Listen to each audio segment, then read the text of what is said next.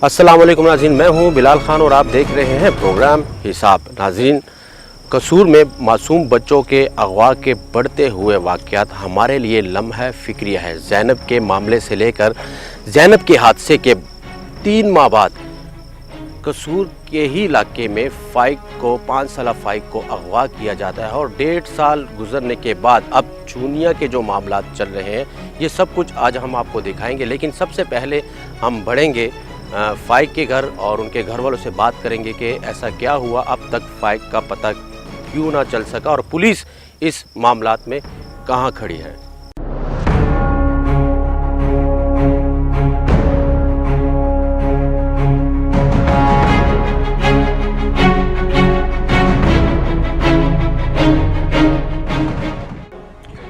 नाज़रीन, फ़ाइक के घर में मौजूद हूँ। 5 साला फ़ाइक जो कि 1.5 साल पहले अपने घर के दरवाजे के बाहर से लापता हुआ और उसके बाद अब तक उसका पता नहीं चल सका। लेकिन उसके साथ साथ मेरे साथ मौजूद हैं ज़ैनब के वालिद और उनके मामू हैं फ़ाइक के, और हमारे नुमाइंदे आरिफ ने भी हमें ज्वाइन किया है।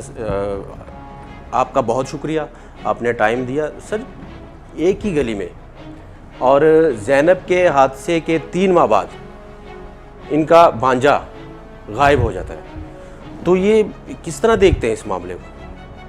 देखिए, मैं तो ये समझता हूँ कि जब ये ज़ैनब बेटी का वाक़ा हुआ तो उसके बाद तमाम अदारे मुतहर्रिक हो गए।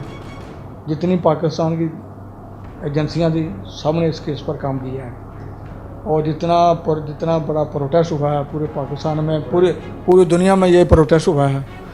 तो मैं समझता हूँ उसके बाद चाहिए तो ये था कि हमारी उस वक़्त की गवर्नमेंट फौरी तौर पर ऐसे इक़दाम करती इस तरह के वाक़यात के सद्दबाव के लिए, ताकि कोई दोबारा ऐसा वाक़या ना हो।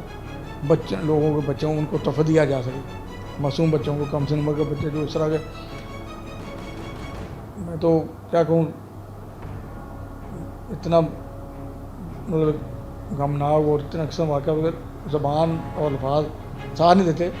लेकिन मकसद ये था कि अफसोस से ये बात करनी पड़ती है कि उस वक़्त की गवर्नमेंट ने हमें कोई एफर्ट्स उनकी या कोई ऐसे खातर खा इक़दाम नज़र नहीं आए कि जिससे ये नज़र आए कि गवर्नमेंट ने बच्चों की प्रोटेक्शन के लिए कोई ऐसे इक़दाम किए हैं। दूसरा हमारा मुतालबा था कि ज़ैनब के कातिल को सरेआम सज़ाए मौत दी जाए।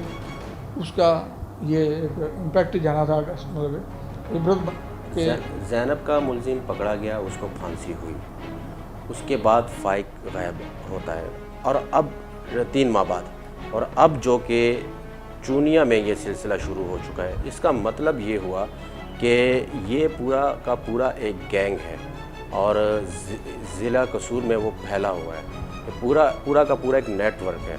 तो क्या हुकूमत, आप समझते हैं कि एक मुलजिम को पकड़ने के लिए हुकूमत की मशीनरी इतनी अलर्ट थी, तो क्या टाइम लगेगा कि इस पूरे नेटवर्क को पकड़ा जाए और उसको बेनकाब किया जाए? आप क्या कहेंगे? जी, उस वक़्त भी मैं समझता हूँ इस तरह के वाक़यात के बारे में, जो मासूम बच्चों को अगवा करके ज़्यादती के बाद कत्ल किया जा रहा है, बच्चे भी शामिल हैं। डॉक्टर शाह मसूद साहब ने भी मीडिया पर बात की थी कि ये इंटरनेशनल गैंग है जो डार्क वेब पर काम करते हैं, वो पोर्न फिल्में बनाते हैं, करोड़ों रुपये कमाते हैं और इसमें इतने बड़े लोग हैं कि इनको इवन के हमारी गवर्नमेंट भी उनको हाथ नहीं डाल सकती। वो इतने बड़ा माफिया है, उनको हाथ डालना, ये हमारे मौजूदा गवर्नमेंट भी, उन्होंने नाम भी लिया कि मेरे इमरान खान भी उनको हाथ नहीं डाल सकता। माफिया हो, गैंग हो, जो भी हो, पकड़ना तो गवर्नमेंट ने है ना, ये जिम्मेदारी, देखो ये अदारों, हमारे गवर्नमेंट के अदारों को ये जिम्मेदारी है। अगर ये उनको नहीं पकड़ते, नहीं कैप्चर करते, तो तब ये बच्चे तो फिर उनका निशाना इस तरह ये मामला कभी नहीं उठने पाएंगे। दूसरा, मैंने एक और कोशिश की थी, मैंने सुप्रीम कोर्ट में एक एप्लीकेशन सबमिट की थी उस वक्त चीफ जस्टिस साहब के पास, कि ये जो डार्क वेब है जिन पर ये लोग, जिनका ये जरिया माश है, वो फिल्म बनाते हैं, अगर इन वेबसाइट को बैन कर दिया जाए, बंद कर दिया जाए ऐसी टेक्नोलॉजी इस्तेमाल करके, तो यकीनन जिन लोगों का ये जरिया माश है, बच्चों को इस तरह बेईमाना ज़्यादती का कत्ल करते हैं, तो ये बच्चे काफ़ी हद तक महफूज हो जाएंगे। क्योंकि उनका जब डार्क वेबसाइट बैन हो जाएगी, पोर्न फिल्म नहीं बनेगी, तो बच्चे महफूज हो जाएंगे। लेकिन मैं अफसोस कहना पड़ता, उस पर भी गवर्नमेंट ने कोई खतर का नोटिस नहीं लिया। फैमिली पर क्या गुजरती है? अभी भी बच्चे गायब हो रहे हैं, वालिदैन माँ बाप पर क्या गुजरती है, वो क्या सोचते हैं? छोटे छोटे मासूम बच्चे हैं, चाहे बेटा हो या बेटी हो, और इस तरह गायब हो जाना आंखों के सामने से एकदम, और फिर उसकी लाश मिलना। तो आप ज़रा इस पे ज़रा रोशनी डालिएगा। ये तो बहुत ही अजीब सी सूरत हाल होती है, अफसोसनाक। ये तो इंतहाई तकलीफदेह है। जिनका बच्चा बच्ची चले जाता है, पहले तो जब वो हुआ होता है जितने दिन तक वो मिलता नहीं, वो इंतहाई अजियत के एक एक लम्हा, एक एक मिनट समझोगे उनके पेरेंट्स के, एक एक लम्हा वो जैसे वो कभी जीते हैं कभी मरते हैं। और वैसी कैफियत होती है, ना आदमी कुछ खा पी सकता, ना पी सकता, ना वो खा सकता, कोई चीज़ अंदर जाती नहीं। हर वक्त जो एक आदमी की जैसे एक फोकस है कि यकसुई उस तरफ ही होती है, बच्ची की तरफ, कि पता नहीं वो कहाँ है, वो क्या कर रही है, किस हालत में है, उसको उन दरिंदों ने कुछ खाने को भी दिया कि नहीं है। मुझे आज भी आप मुतमिन दिखाई नहीं देते पंजाब की हुकूमत से और हमारे इस सिस्टम से। अभी भी वो झलक, वो चीज़ आपकी बॉडी में और आपके माइंड में वो है। देखें जी, तो आप कब मुतमिन, कैसे मुतमिन होंगे? क्या चीज़ ठीक की जाए हमारे इस माशरे में? जैसे मेरा हर कोई दिन ऐसा खाली नहीं गुजरता जब मीडिया पर किसी बच्चे की खबर नहीं आती सर, तो उनको देख के जम अपने फिर ताज़ा हो जाता है। दूसरा, ये ऐसे वाक़यात हैं कि ये भूलने वाले नहीं हैं, ये सारी ज़िंदगी बंदा इसको वो फैमिली के साथ रहने वाली ये, हाँ जी, ये तो एक ऐसी मतलब कह लें जो मतलब ऐसे नकूश हैं जो आदमी के दिमाग को दिल पर नक्श हो जाते हैं। इस 1.5 साल के दौरान ज़ैनब की कौन सी बात ज़्यादा याद आई आपको? देखो उसकी तो वो बच्ची कुछ ना, जैसे कह लो बेटी ज़ैनब जैसे गॉड गिफ्टेड बच्ची थी, उसकी हरकत जो भी हादसा ही ना, यकीन करें जब कोई ऐसी बात जो बच्चों को याद वो आती देते हो? हैं ना, तो वो उसी वक्त सामने आ जाती है। काफ़ी हम को करीबी अजीज़ों की शादी होती है, मिस से नहीं जाती है, क्योंकि उधर जाती जब बच्चों को देखती है ना, तो उनको देख के जो ज़ैनब सामने आ जाती है, उसकी अपनी तबीयत खराब हो जाती है। एक तो ये कि माशाल्लाह वो एक्स्ट्रा इंटेलिजेंट थी, 6 साल 4 माह उसकी उम्र थी। माशाल्लाह उसने छठा कलमा याद कर रही थी और जो दुरूशी पढ़ रही थी, दूध पीने की दुआ याद थी उसको, खाना खाने की दुआ, सोने वक्त जो सोते वक्त दुआ पढ़ते हैं, ये उसने सब माशाल्लाह याद कर ली थी। और पढ़ाई में भी वो एक्स्ट्रा कह लें ब्रिलियंट थी, शार्प थी, क्लास एक्टिव थी वो। हाँ जहीन थी। अब जैसे कि खुदा कैसे मैं कह रहा हूँ ना कि गॉड गिफ्टेड बच्ची थी वो अल्लाह ताला की ख़ास उसको उस पर नजर इनायत थी। दूसरा उसकी रगबत थी, जुमे के दिन, जुमे के बाद हमारी मस्जिद में दुरूद-उस-सलाम बारगाह में पेश किया जाता है। और आपकी ज़्यादा तो लाडली वो थी? ज़ैनब उसी वक्त जाकर मेरे साथ खड़ी होती थी, उसमें चमक जाती थी। आपकी ज़्यादा लाडली थी, आपके जी, करीब वो थी, प्यार ज़्यादा सबसे था? ज़्यादा छोटी भी थी और लाडली थी। रात को जब उसने सोना है हमारे साथ, उसने चेहरे के ऊपर अपना हाथ रख के अपनी माँ के चेहरे के, तब तक उसने सोना नहीं उसको, ये उसका मामूल था कि चेहरे के ऊपर अपना उसने हाथ रख के सोना है। मैं यकीन करूँ ये मुहर्रम का माह मुहर्रम है, तो वाक़या करबला सुन रहा था, तो उसमें जैसे इमाम हुसैन अलैहिस्सलाम का वाक़या कि जब आप घोड़े पर सवार होकर गए हैं, तो ज़ैनब बेटी को, सईदा ज़ैनब बेटी को वो ये फरमा रहे थे कि जो सकीना बेटी है ना, ये मेरी छाती पर सर रख के सोती है, इसका मामूल है। तो जब वो बात सुनी तो अपनी बेटी की वो बात याद आ गई, वो भी इसी तरह तेरे पर सर अपने हाथ रख के सोती थी। जब उसका मुलजिम पकड़ा गया था और इन्वेस्टिगेशन हो रही थी, आप एक प्रेस कॉन्फ्रेंस में मौजूद थे, आपके साथ खादमे आला मौजूद थे। उनकी एक हरकत थी जो अब भी डिस्कस होती है, जी जी, वो माइक बंद कर देना, वो वजह क्या थी? वो वजह तो मेरी समझ में तो नहीं है कि वजह क्या थी, क्योंकि उससे पहले जब मीटिंग हुई है ना कमरे में, जी, वहाँ पर उन्होंने फरार के डॉक्टर को बुलाया जो लैब फराजी लैब का सरबराह, उसको बुलाया, सीएम साहब और राना सना वगैरह ये सारे बैठे थे। ये सवाल मैं इसलिए कर रहा हूँ कि मामलात ख़राब हैं अब भी कसूर के, हाँ जी, वो तो मैं, और ये चीज़ें और ये हरकतें अब भी हम डिस्कस करते हैं कि ऐसा क्यों था और क्या ऐसी वजह थी, और मामलात अब भी ख़राब हैं, फ़ाइक भी नहीं मिल रहा, चूनिया में भी मामलात चल रहे हैं।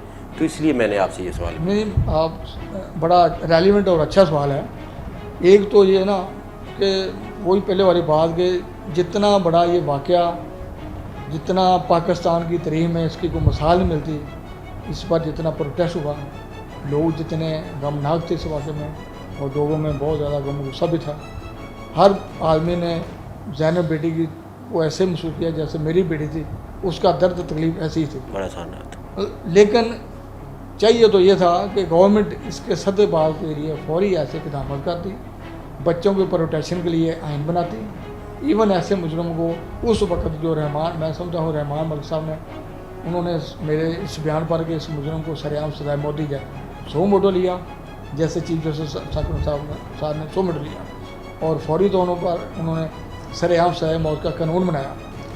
फिर वहाँ पर उन्होंने इस्लामाबाद हमें बुलाया, और हमारा भी उसमें आज भी आप यही कहते हैं वो इजलास कि हुआ। उस मुलजिम को सरेआम फांसी देनी चाहिए। वो यकीनन उस वक्त वो कानून पास होता और उसको सरेआम बनाया जाता, तो यकीनन मैं कहता हूँ हो सकता था आज ये वाक़या ना था, ये बच्चे अपने घर बैठे होते हैं। ठीक है, मेरे साथ मौजूद है फ़ाइक के मामू, इनसे मैं बात करूँगा। आप ज़रा माइक पकड़िएगा और मुझे बताएं कि 1.5 साल हो गया जी, पुलिस ने क्या किया, और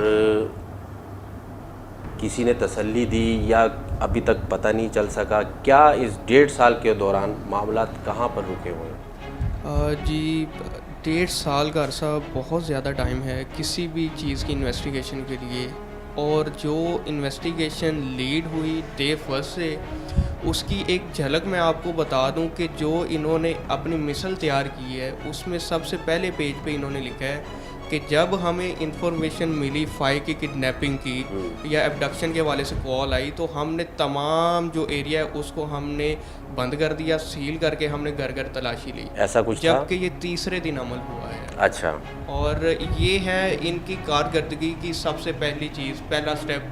अगर हम पहला स्टेप ही गलत रख रहे हैं तो आगे की तफ्तीश के बाद, हालांकि ज़ैनब के मामले के बाद, हादसे के 3 माह बाद ये हादसा हुआ, बिल्कुल, और सिर्फ 3 पुलिस माह बाद। अलर्ट नहीं थी। बिल्कुल अलर्ट नहीं थी उस वक्त, डेफिनेटली अलर्ट नहीं थी। अगर अलर्ट होती तो फ़ाइक हम सब में होता, हम पुलिस के गुण गा रहे होते कि इन्होंने बहुत अच्छा काम किया है। जबकि उस वक्त तो डीपीओ साहब जो अभी इन्होंने अपॉइंट किए हैं, जाहिद नवाज़ मरवत साहब, वही थे उस वक्त। इनको बहुत सारी शाबाश भी मिली हैं कि जनाब आपने बहुत अच्छा काम किया है ज़ैनब केस में, और डेफिनेटली बिल्कुल किया भी होगा, बहुत अच्छे ऑफिसर भी होंगे। लेकिन इन्हीं की मौजूदगी में ये फ़ाइक का भी वाक़या हो जाता है, और इनके डीएसपी एक इंटरव्यू में बताते हैं कि जी 3 माह में, ज़ैनब के बाद 3 माह में जब फ़ाइक का इंसिडेंट हुआ है, 52 केसेस रिपोर्ट हुए हैं बच्चों के हवाले से। 52 और ये कसूर सिर्फ में? ये कसूर में, ये डीएसपी हाफिज सईद साहब ने ये ब्रेक किया था। और अगर 52 केसेस ये सिर्फ रिपोर्ट हुए हैं, तो आप जानते हैं कि सिर्फ 10% रिपोर्ट होते हैं, बाकी केसेस तो रिपोर्ट नहीं होते। बहुत सारी जगहों पे जो फैसिलिटी नहीं मिलती या पुलिस उनको रिस्पॉन्ड नहीं कर रही होती।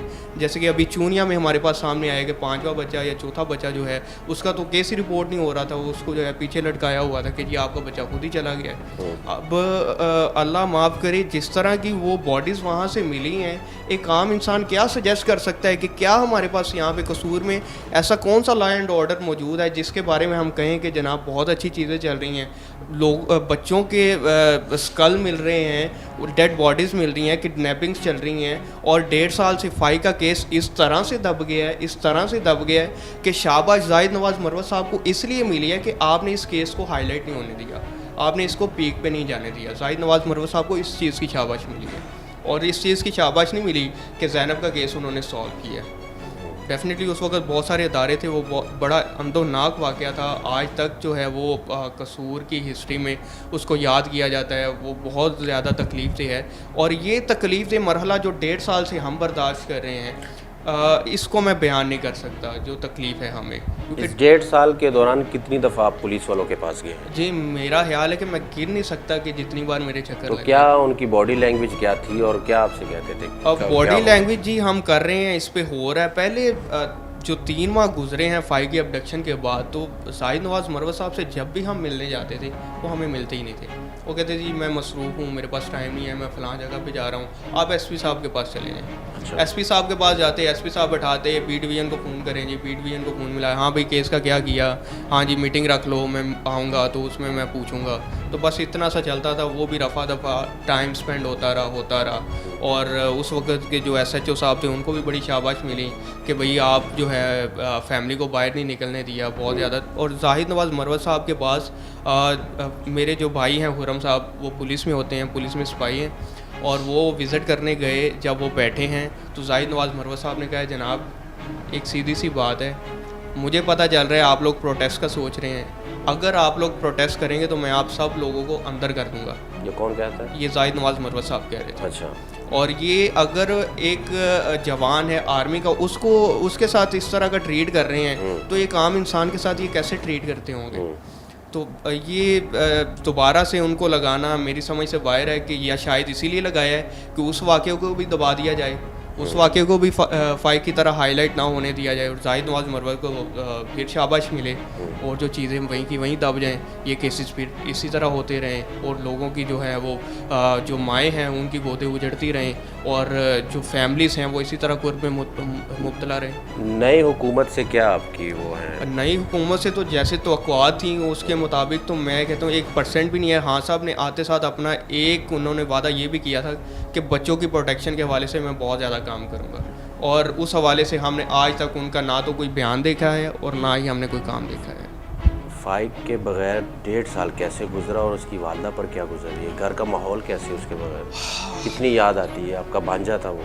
जी फाइक जो है वो मेरे ही हाथों में रहा है ज़्यादातर। उसने ज़्यादा टाइम अपना जो गुजारा है 6 साल में ज़्यादातर अपनी नानों के घर ही गुजारा है, हमारे पास गुजारा है। वो जो भी परवान चढ़ रहा था वो ज़्यादातर हमारे हाथों में चढ़ रहा था, और उसकी एक एक हरकत, एक एक चीज़ उसको मैं खुद जो है वो सिखाता था।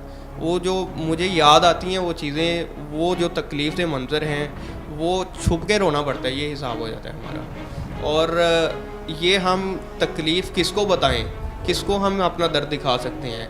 ना जो दर्द सुनने वाले अदारे हैं वो ही हमारी बात सुनते हैं, और ना ही इंसाफ देने वाले अदारे हमारी बात सुनते हैं, और ना ही हुकूमती ज़राए हमारी बात सुनते हैं। तो बाकी अवाम या तो सबको बता दें कि भी आप सब लोगों ने अपनी प्रोटेक्शन खुद ही करनी है, ना तो गवर्नमेंट इसमें कर सकती है, ना पुलिस इसमें कर सकती है। तो हर बंदे को पता हो यार अगर हादसा हो जाता है तो फिर अल्लाह की रज़ा समझ